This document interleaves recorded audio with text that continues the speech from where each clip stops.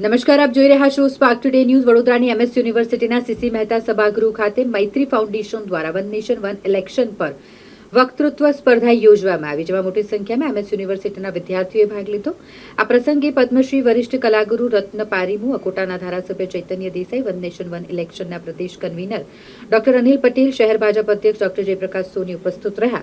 વડોદરા ખાતે યોજાયેલ one nation one ઇલેક્શનનું ચર્ચા સત્ર અને વક્તૃત્વ સ્પર્ધા, જેમાં યુનિવર્સિટીના શ્રેષ્ઠ 13 વક્તાઓએ વન નેશન વન ઇલેક્શન પર તેમના વિચારો રજૂ કર્યા, જેમાંથી શ્રેષ્ઠ 3 વક્તાને સન્માનિત કરવામાં આવ્યા. યુનિવર્સિટીના ઇન્ટરનેશનલ વિદ્યાર્થીઓ કે જેમના દેશમાં વન નેશન વન ઇલેક્શન થાય છે, તેમના વડે પણ તેમના દેશની ચૂંટણી વિશે તેમના વિચારો રજૂ કરવામાં આવ્યા.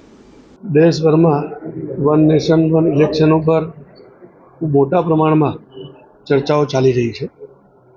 એ જ ઉપક્રમમાં મૈત્રી ફાઉન્ડેશને આજે વિદ્યાર્થીઓના માધ્યમથી વન નેશન વન ઇલેક્શન પર એક અલગ પ્રકારનો એક નવતર પ્રયોગ એમને કર્યો છે. કુલ મળીને આજે 13 વિદ્યાર્થી વન નેશન વન ઇલેક્શનની ઉપર વાત કરવાના છે. આ પહેલાં લોકો જ્યારે રજિસ્ટ્રેશન કરાવ્યું ત્યારે 160 વિદ્યાર્થીઓએ આમાં પાર્ટિસિપેટ કરવા માટે રજિસ્ટ્રેશન કરાવ્યું. એમાંથી સ્ક્રીનિંગ કરીને આજે 13 વિદ્યાર્થી આ ઇવેલ્યુએશન કોમ્પિટિશનની અંદર પાર્ટિસિપેટ કરવાના છે. આ એક નવતર પ્રયોગ છે. વિદ્યાર્થીઓના મનમાં પણ વન નેશન વન ઇલેક્શન માટે શું ચાલી રહ્યું છે એ જાણવા માટેનો એક અનોખો પ્રયોગ મૈત્રી ફાઉન્ડેશનના માધ્યમથી થઈ રહ્યો છે. આ કાર્યક્રમમાં વન નેશન વન ઇલેક્શનના પ્રદેશના કોર્ડિનેટર ડૉક્ટર અનિલભાઈ પટેલ એક અમદાવાદથી પધારેલ છે. બીજા પદ્મશ્રી એવા આપણા વડોદરાનું જે ગૌરવ છે એ પણ આ કાર્યક્રમમાં ઉપસ્થિત છે. અનેક સ્થાનિક અગ્રણીઓ આ કાર્યક્રમમાં ઉપસ્થિત રહેવાના છે. અને કુલ મળીને વન નેશન વન ઇલેક્શન શું છે, એના શું ફાયદાઓ થવાના છે એ પ્રજા સુધી, લોકો સુધી, વિદ્યાર્થીઓ સુધી વિષય જાય એ પ્રકારનો એક નમ્ર પ્રયાસ મૈત્રી ફાઉન્ડેશન એમના કાર્યકર્તાઓ કરી રહ્યા છે. એ બદલ હું ખૂબ એમને અભિનંદન આપું છું અને શુભકામનાઓ પાઠવું છું.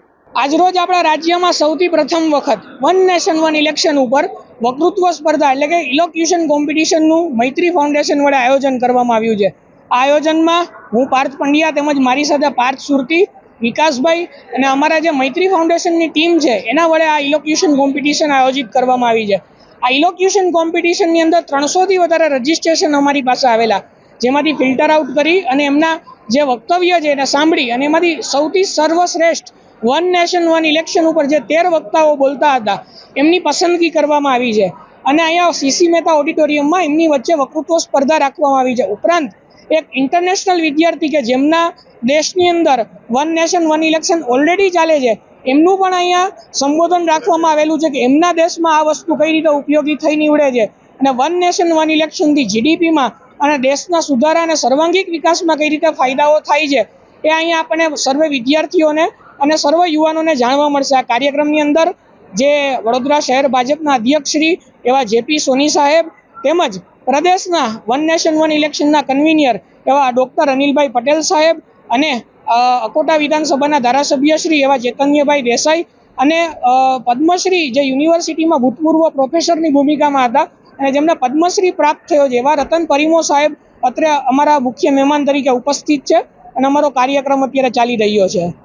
મૈત્રી ફાઉન્ડેશન દ્વારા વન નેશન વન ઇલેક્શનના વિષયના સંદર્ભમાં આજે MS યુનિવર્સિટી સાથે એક અલગ પ્રકારના કાર્યક્રમનું આયોજન થયું છે.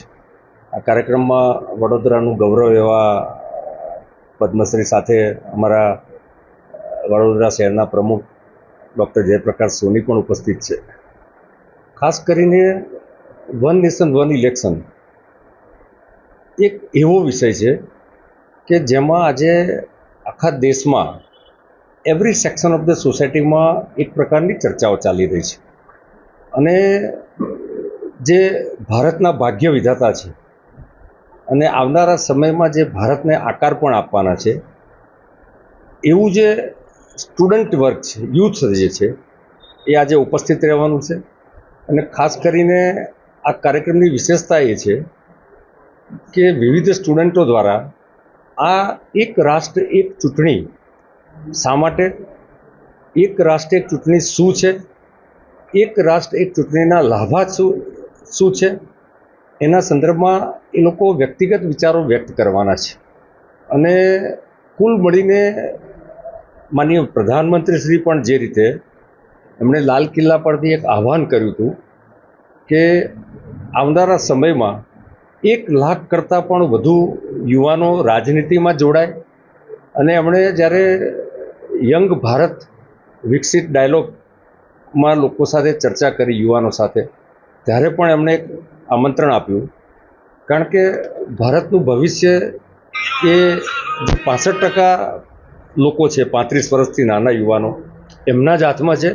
અને સાચા અર્થમાં રાજકીય બદલાવ કરવાની જો તાકાત હોય તો એ યુવાનો પાસે છે. એના સંદર્ભમાં જે કાર્યક્રમનું આયોજન છે.